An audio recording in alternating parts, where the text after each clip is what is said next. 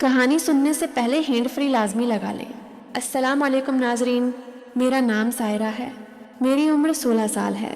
میں نے میٹرک کے پیپر دیے تھے، اس کے بعد میں فری ہو گئی تھی۔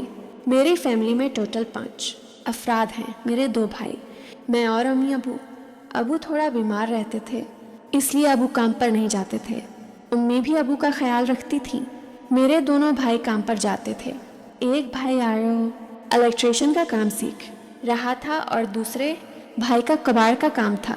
میرے دونوں بھائی اچھا کماتے تھے، اس لیے ابو کو کام کرنے کی ضرورت بھی نہیں تھی، اور ابو کی عمر تقریباً 60 سال کے قریب ہو گئی تھی، اس لیے ڈاکٹر نے ابو کو ریسٹ کرنے کا کہا تھا۔ ہماری رہائش ساہیوال کی ہے۔ میٹرک کے پیپر دینے کے بعد میں اکثر گھر میں بور ہوتی رہتی تھی، اس لیے میں نے امی کو کہا تھا کہ مجھے خالو کے پاس چھوڑ آئیں۔ میرے خالو سرگودھا میں رہتے تھے۔ میرے ابو کی 2 بہنیں تھیں، ایک بہن لاہور میں رہتی تھی اور ایک بہن سرگودھا میں رہتی تھی۔ میری خالہ میرے سے بہت پیار کرتی تھیں اور خالو بھی میرا بہت خیال رکھتے تھے۔ وہ اکثر میرے سے فون پر بات کرتے تھے، اور جب خالہ اور خالو ہمارے پاس آتے تھے تو میرے لیے کافی گفٹس وغیرہ لے کر آتے تھے، اور خالو اکثر امی ابو سے کہتے رہتے تھے کہ سائرہ کو ہمارے پاس بھی بھیجو، کیونکہ خالہ اور خالو کی کوئی اولاد نہیں تھی۔ ان کی شادی کو 10 سال ہو گئے تھے اور وہ بچوں کو بہت پسند کرتے تھے۔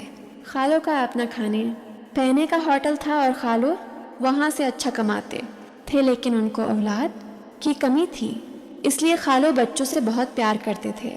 خالو کی عمر تقریباً 30 سال تھی اور خالہ کی عمر تقریباً 27 سال تھی۔ خالہ دیکھنے میں کافی خوبصورت تھیں اور خالو کا بھی کوئی جواب نہیں تھا۔ خالو بھی بہت ہینڈسم اور خوبصورت نوجوان تھے۔ میں نے امی ابو سے رٹ لگا لی تھی کہ مجھے اب خالو اور خالہ کے گھر جانا ہے۔ پھر ایک دن ابو نے امی کو کہا کہ تم سائرہ کو اس کی خالہ کے گھر چھوڑ آؤ، کیونکہ اسے اب چھٹیاں ہیں اور وہ تھوڑے دن ان کے پاس رہ کر واپس آ جائے گی۔ میری خوشی کی کوئی انتہا نہ تھی، کیونکہ میں پہلی دفعہ خالہ اور خالو کے پاس جا رہی تھی۔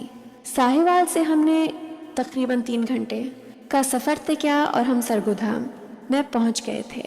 ہم نے پہلے ہی خالہ اور خالو کو فون کر کے بتا دیا تھا کہ ہم آپ کے ہاں آ رہے ہیں، اس لیے خالہ اور خالو نے کافی اچھے کھانے بنائے تھے اور ہمارا بہت اچھا استقبال کیا تھا۔ امی خالہ اور خالو کے پاس ایک رات رکھی اور واپس آ گئی تھیں اور میں ان کے پاس رکھ گئی تھی۔ شام کے وقت خالو ہمیں بازار لے کر گئے اور وہاں سے گفٹ اور کھانے وغیرہ کھائے اور آئس کریم وغیرہ کھا کر واپس آ گئے تھے۔ خالہ اور خالو کا کمرہ الگ تھا اور میرا کمرہ الگ تھا۔ خالہ کے سو جانے کے بعد خالو میرے کمرے میں آئے اور میرے ساتھ بیٹھ کر چائے پینے لگے۔ خالو کی باتیں مجھے مدہوش کرنے لگی تھیں، کیونکہ خالو بہت ہی اچھے انسان تھے اور میں ان پر دل ہار بیٹھی تھی۔ اب خالہ سے چوری میں خالو کے ساتھ مستی مذاق کرنے لگی تھی۔ خالو بھی میرے ساتھ کافی دیر تک بیٹھے رہتے تھے۔ ایک دن شام کے وقت خالہ کی طبیعت کچھ خراب تھی، اس لیے وہ ٹائم سے ہی سو گئی تھی۔ خالو کہنے لگے، آؤ میں تمہیں بازار لے کر جاتا ہوں۔ خالو مجھے بازار لے کر گئے اور وہاں پر ہم نے کھانا کھایا۔ آئس کریم کھا کر واپس آ رہے تھے تو خالو مجھے کہنے لگے، تم بائک کے آگے بیٹھو۔ مجھے بھی خالو کی بائک کے آگے بیٹھنے کا شوق تھا۔ میں خالو کی بائک کے آگے بیٹھ گئی تو خالو کا مجھے چبھنے لگا تھا اور مجھے اچھا لگ رہا تھا۔ اب میں نے خالو کو کہا تھا کہ ہم گھر جا کر وہ کھیل کھیلیں گے جس میں ہم دونوں کو کافی راحت ملے گی۔ خالو بھی میری بات مان گئے تھے اور خوش ہو گئے تھے۔ گھر واپس آ کر خالو نے مجھے میرے کمرے میں ہی ڈال دیا تھا۔ میں بھی خالو سے کافی خوش تھی، کیونکہ میں وہ کام پہلی دفعہ زندگی میں کر رہی تھی اور مجھے نہیں پتا تھا کہ اس کام میں کتنی خوشی اور راحت ملتی ہے۔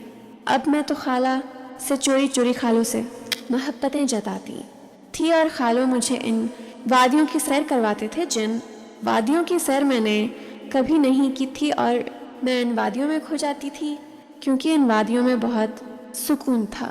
خالو مجھے میڈیسن بھی لا کر دیتے تھے تاکہ میں امید سے نہ ہو جاؤں اور امی ابو کو پتہ چل جائے۔